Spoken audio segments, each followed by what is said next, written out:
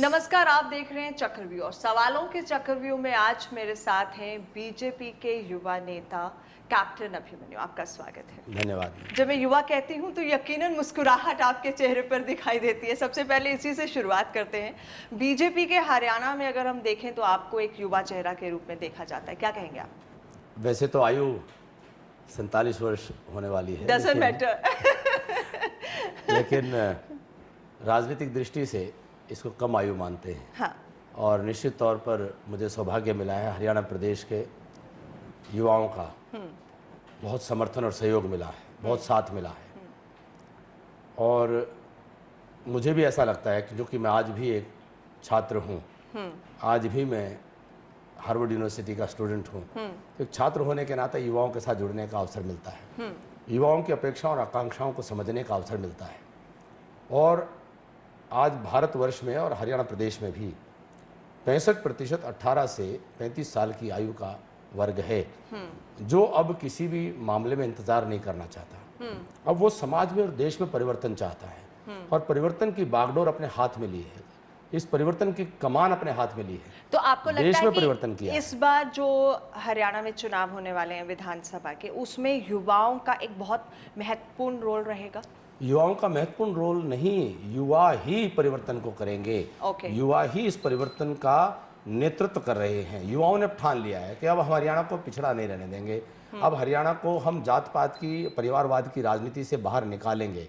अब हरियाणा प्रदेश में सुशासन और विकास की राजनीति को करने के लिए राजनीतिक दलों को विवश करेंगे कि काम के आधार पर वोट होगा। अब इंतजार नहीं है, अब अपने हाथ में हरियाणा की कमान युवा लेना चाहते हैं, अब और इंतजार नहीं। आपने कहा कि युवा या फिर अब लोग भी ये चाहते हैं कि हम इंतजार नहीं करना चाहते। अक्सर होता यही है कि लोग लुभावने वादे किए जाते हैं, वायदों और दावों के बीच का जो फासला है, जो हकीकत है, उसी के बीच एक आम इंसान अटक कर रह जाता है। विपक्ष चुनाव से पहले वायदे करता है, सरकार भी करती है दोबारा आने के लिए, लेकिन वो वायदे सिर्फ वायदे रह जाते हैं। तो फिर ऐसे में क्या? दुर्भाग्य है कि लंबे समय से राजनीतिक दलों के काम का आकलन उनके घोषणा पत्र के आधार पर नहीं किया गया और बहुत सारे वायदे वह कागजों की धूल, एक प्रकार से धूल खाते रहे। और कांग्रेस ने हरियाणा प्रदेश में तो विशेष रूप से 10 साल पहले 3 साल में 24 घंटे बिजली देने का वायदा किया था। और अनेकों ऐसे वायदे हैं जो आज अंतिम कैबिनेट की बैठक या अंतिम विधानसभा के सत्र में पूरा करके दिखाने की कोशिश की। तो यह स्वीकार किया एक प्रकार से कि हमने 10 साल आपके साथ धोखा किया। मिसाल के तौर पर हरियाणा की अलग से गुरुद्वारा प्रबंधक कमेटी 10 साल पहले किया हुआ वायदा अंतिम दिन में, यानी कि आपकी नीयत साफ नहीं थी और कॉन्ट्रैक्ट बेसिस पर अपॉइंटमेंट करना है, उसको खत्म करेंगे, ठेका प्रणाली को पक्का रोजगार देंगे। आप 10 साल तक कुछ नहीं कर पा रहे हैं। यही जरूर जानना चाहूंगी कि कौन से अहम मुद्दों पर उसकी मूल भावना मैं आपको बता देता हूं। मूल भावना है कि हरियाणा प्रदेश की राजनीति से तानाशाही, परिवारवाद, भ्रष्टाचार, गुंडागर्दी, भेदभाव को जड़ मूल से समाप्त करके सुशासन और विकास की राजनीति स्थापित करना मूल भावना है कि हरियाणा के लोगों को एक सच्चा लोकतांत्रिक व्यवस्था उनको देना और एहसास कराना कि इन परिवारवादी दलों से बाहर निकल करके ही हरियाणा के विकास का मार्ग प्रशस्त हो सकता है। अन्यथा हरियाणा का लोकतंत्र आज कब्जे में है। हरियाणा का लोकतंत्र आज तक पूरी तरह से स्थापित नहीं हो पाया। परिवारवाद की राजनीति खत्म करनी है। आपके अपने जो बीजेपी में परिवारों के लिए या अपनों के लिए टिकट चाह रहे थे, शायद इसीलिए उन पर तलवार लटकी हुई है कि वहां पर सवाल खड़े हो जाएंगे। तो फिर अपनों को कैसे संभालेंगे जो नाराज हैं? भारतीय जनता पार्टी की अपनी एक संस्कृति है और हमारी एक रीति नीति पद्धति है। हम कार्यकर्ता आधारित दल हैं। हमारे कार्यकर्ताओं को प्राथमिकता दी जाती है। हमारे यहाँ ये नहीं होता है कि कोई एक परिवार में पैदा हो गया, वो अमेरिका में पढ़ रहा हो, उसको बुला करके और कार्यकर्ताओं की गला काट करके और उसको टिकट दे करके और चुनाव लड़ा दिया जाए। अभी तो कार्यकर्ताओं का गला काटा गया, इसीलिए तो इतनी खलबली बीजेपी में देखी जा रही है। पहली लिस्ट 43 परिवारवाद की बात नहीं कर रही, कार्यकर्ताओं की बात कर रही। अभी आप परिवार की कर रहे थे ना? हाँ, लेकिन दोनों बातें साइमल्टेनियसली हैं कैप्टन साहब, दोनों साइमल्टेनियसली हैं। नाराज आपसे राव इंद्रजीत भी हैं, नाराज इस बात पर धर्मवीर भी हैं, और भी कई नाम हैं, अगर मैं गिनाने लग जाऊं तो नाराज हैं। आपके अपने कार्यकर्ता नाराज हैं। कुछ लोग बीजेपी से अलग हो गए, उन्होंने इंडिपेंडेंट लड़ने के लिए ऐलान कर कर दिया तो उनका क्या? नवजोत जी, दो बातें अलग अलग हैं, दोनों एक नहीं है। पहली बात तो एक है कि जहां पर 4 कार्यकर्ता 5 कार्यकर्ता चुनाव लड़कर जीतने के योग्य हैं, स्वाभाविक है टिकट तो एक को मिलेगी, और फिर भी किसी की व्यक्तिगत महत्वाकांक्षाएं होती हैं, तो उस आधार पर वो उनको रोक नहीं पाता है, तो कोई उस मर्यादा की सीमा को तोड़ता है। लेकिन दूसरी बात यह है कि हमने किसी कार्यकर्ता को काट करके किसी परिवार के वंशज को टिकट नहीं दी। नंबर 2 बात। दूसरी बात जो परिवार की बातें आप कर रहे हैं, कहीं पर ऐसी स्थिति हो सकती है कि कोई कार्यकर्ता जो पुराना कार्यकर्ता है वो चुनाव लड़ करके जीतने की स्थिति में नहीं हो, तो वहां पर किसी ऐसा कार्यकर्ता जिसका किसी नेता से संबंध है वो चुनाव लड़कर जीत सकता है, तो ये परिवारवाद की श्रेणी में नहीं आता। देखिए, दोनों में अंतर है कि केवल टिकट इसलिए मिले क्योंकि उस परिवार का पुत्र पुत्री या पत्नी है, कार्यकर्ताओं की परवाह नहीं, यह परिवारवाद है। परंतु टिकट इसलिए मिले कि कार्यकर्ता जीत सकने वाला अगर नहीं है, फिर किसी संबंधी को अगर चुनाव लड़ाया जाए तो यह परिवारवाद नहीं है। इनमें अंतर है, मौलिक अंतर है। लेकिन जो खलबली बीजेपी के अंदर देखी गई, उसके बारे में क्या कहेंगे? लोगों ने आरोप लगाए सही कैंडिडेट्स का चुनाव नहीं हुआ, भेदभाव किया गया, ऐसा।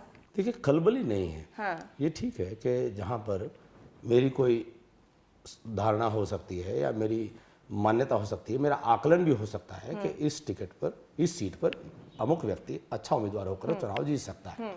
अब उस नाते से अगर मुझे लगे कि मेरा राष्ट्रीय नेतृत्व का निर्णय जो सोच समझ करके और ज़्यादा व्यापक दृष्टि के साथ किया गया निर्णय मुझे व्यक्तिगत तौर पर अच्छा ना लगे, एक अलग बात है। लेकिन जो हमारे राष्ट्रीय नेतृत्व ने निर्णय किया है, उस निर्णय को सब स्वीकार करते हैं और ये मान करके कि उनका अनुभव, उनकी दृष्टि हमसे ज़्यादा बेहतर है, हम सब उसको स्वीकार करते हैं। तो खलबली नाम की कोई चीज नहीं। क्या कहेंगे, क्यों बीजेपी रिलक्टेंट है? क्या कैंडिडेट्स बहुत हैं, किसको पिक करना है, किस पे फाइनल मोहर लगनी है, ये चक्कर क्या है? देखिए, अपनी अपनी पार्टी की रणनीति होती है। हाँ। महाभारत के युद्ध के मैदान में 18 के 18 दिन रोज नई रणनीति बनी, रोज नए सेनापति का चयन करके और युद्ध लड़ा गया। हुड्डा साहब हैं, 10 वर्ष तक हरियाणा को जिस प्रकार से बर्बाद किया है, हरियाणा की जनता ने मन बना लिया है कि जो देश में कांग्रेस का हाल हुआ है, हरियाणा में भी उनको विपक्ष के नेता की कुर्सी भी नसीब नहीं होने वाली है, चाहे वो चेहरा प्रस्तुत करें चाहे वो ना करें। चलिए, मान लिए कांग्रेस का बुरा हाल होने वाला है, भारतीय जनता पार्टी की जहां तक बात है, हमारी सरकार बनने वाली है। हमारी सरकार वैसे ही सर्वस्पर्शी, सर्वग्राही होने वाली है, सबको साथ लेकर चलने वाली है। वो चेहरा, वो लीडर, वो नाम। देखिए, लोकतंत्र है, लोकतंत्र है। हम लोग जो है, सरकार भी बनेगी। सरकार में हम उस सिद्धांत पर काम करते हैं कि जो भारत के संविधान में प्रदत्त है कि कैबिनेट फॉर्म ऑफ गवर्नमेंट, जहां पर चीफ मिनिस्टर या prime minister is just Primus inter Paris, is just first among the equals, वह सभी बराबर के लोगों में एक प्रथम व्यक्ति ही है। आप मेरे सवाल का जवाब उस भावना से एक कार्यकर्ता मुख्य सेवक बनकर के काम करेगा। जो भारतीय जनता पार्टी का सदस्य है वह भारतीय जनता पार्टी का कार्यकर्ता है। पुराना नया, अंदर बाहर, ये विषय नहीं होते हैं। भारतीय जनता पार्टी का प्रामाणिक कार्यकर्ता हमारी रीति नीति पद्धति और संस्कृति को समझ करके, समाहित होकर के हरियाणा की जनता की सेवा करने वाला। विधानसभा चुनाव 2009 में लड़ने के बाद मुझ पर पार्टी ने राष्ट्रीय स्तर पर जिम्मेदारियां दी और मैं 3 वर्ष राष्ट्रीय मंत्री रहकर, पंजाब सह प्रभारी रह करके, प्रवक्ता के नाते राष्ट्रीय स्तर पर और उत्तर प्रदेश का सह प्रभारी रह करके काम करता रहा। कि आपका कनेक्शन ज्यादा नहीं रहा क्योंकि आप यहाँ की राजनीति से थोड़ी आपकी दूरी रही। देखिए, 2009 के विधानसभा चुनाव लड़ने के बाद पार्टी ने मुझ पर राष्ट्रीय जिम्मेदारियां दी जी। राष्ट्रीय सचिव के नाते पंजाब का सह प्रभारी रह करके पंजाब के चुनाव में भूमिका रही और फिर राष्ट्रीय प्रवक्ता के नाते और उत्तर प्रदेश सह प्रभारी के नाते जी पूरी पुरुषार्थ, निष्ठा और ईमानदारी के साथ पार्टी का काम किया। और जहां भी मैं पार्टी का काम करने के लिए देश में कश्मीर से लेकर कन्याकुमारी या अंडमान निकोबार भी गया तो हमेशा मुझे इस बात का बोध रहा कि मैं किन लोगों का प्रतिनिधि के तौर पर पार्टी में काम कर रहा हूं और ज्यादा से ज्यादा मैं प्रयास करता रहा कि अपने क्षेत्र के लोगों के संपर्क में रहूं। और पिछले 5 वर्षों में पूरे क्षेत्र के अंदर भारतीय जनता पार्टी को गांव स्तर तक मजबूत करके एक बहुत बड़ा संगठन खड़ा किया।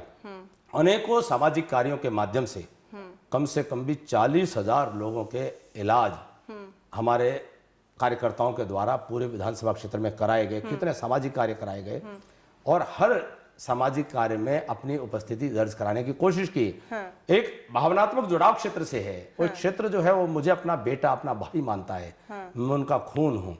और आज क्षेत्र के लोग जानते हैं, समझते हैं कि मेरे उस प्रयास से, उस पुरुषार्थ से क्षेत्र में राजनीतिक वर्चस्व की अपार संभावनाएं बनी हैं, जो लंबे समय से राजनीतिक तौर पर पिछड़ गया था, जिसके कारण से आर्थिक तौर पर और शैक्षणिक और स्वास्थ्य और अन्य सुविधाओं की दृष्टि से विकास की दौड़ में हमारा क्षेत्र आज हरियाणा में सबसे पिछड़ा हुआ क्या है। आपको लग रहा है कि क्योंकि ये एक गैप रहा, अब लोगों से दोबारा कनेक्ट करने में आपको कहीं ना कहीं कुछ प्रॉब्लम हो रही है? कोई नहीं, दोबारा की कोई आवश्यकता नहीं थी नवजोत जी। मैं हर महीने 60 महीनों में, हर महीने 60 महीने लगातार अपनी कॉन्स्टिट्यूंसी में निरंतर वर्कर्स के साथ मीटिंग की, बिना नागा।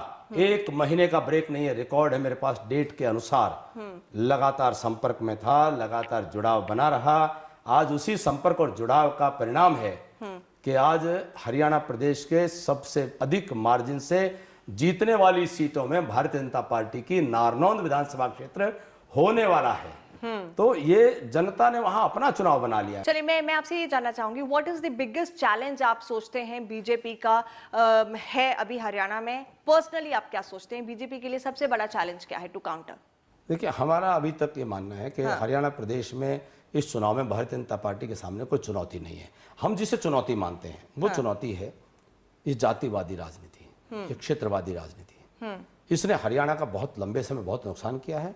बहुत सारे राजनीतिक दल और राजनीतिक परिवार इसी जातिवादी और क्षेत्रवादी राजनीति और परिवारवादी राजनीति का सहारा लेकर के बीजेपी कोई आगे बढ़े। जातिवाद राजनीति नहीं कर रही हम है। विरोधी हैं। कोई चेहरे इस तरह से नहीं हम उतारे। विरोधी हैं। विपक्ष खुद कह रहा है, जानकार ऐसा मानते हैं, ऑब्जर्वर्स ने ये कहा कि जो पहली 43 की लिस्ट जारी हुई उसमें मैक्सिमम चेहरे जाट नेता उतारे गए। ये क्या कोई सोची समझी स्ट्रैटेजी थी, रणनीति थी, या ये अचानक हो गया? जैसी दृष्टि वैसी सृष्टि।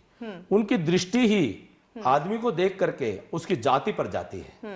हमारी जो दृष्टि है व्यक्ति को कार्यकर्ता के नाते हम देखते हैं। युद्ध के मैदान में अलग अलग मोर्चों पर रणनीति के अनुसार बहुत सारी बातें देख करके हम उम्मीदवारों का, सेनापतियों का चयन करते हैं, परंतु उनके संस्कार में ही पहले जाति को देखना है। चलिए, ये भारतीय जनता पार्टी का संघर्ष इसी मानसिकता के साथ है कि हम हरियाणा की राजनीति से ये परिवारवादी, जातिवादी, क्षेत्रवादी मानसिकता को समाप्त करके सब हरियाणा एक, 36 बिरादरी एक, सबका साथ सबका विकास, सुशासन और विकास, यह राजनीति स्थापित करेंगे। इस चुनाव में सफल होंगे। 5 साल के अंदर इतना काम करेंगे कि हरियाणा की जनता भूल जाएगी कि कभी जात पात और क्षेत्रवाद के आधार पर भी चुनाव हुआ करते हैं। चलिए, बेहद शुक्रिया हमारे साथ इस कार्यक्रम में शामिल होने का। तो सवालों के इस चक्रव्यूह से तो कैप्टन अभिमन्यु निकलते हुए दिखाई दिए, लेकिन जनता के दरबार में क्या होगा इसका फैसला तो आपको करना है। एक वो अभिमन्यु था जिसको हमने महाभारत में देखा, और सत्ता के इस महाभारत में ये कैप्टन अभिमन्यु क्या करते हैं ये आने वाला वक्त बताएगा। फिलहाल लेते हैं आपसे मुझे कुछ इजाजत। नहीं करना, जो नमस्कार। करना है जनता ने करना है, जनता ने करना है। चलिए, बेहद शुक्रिया।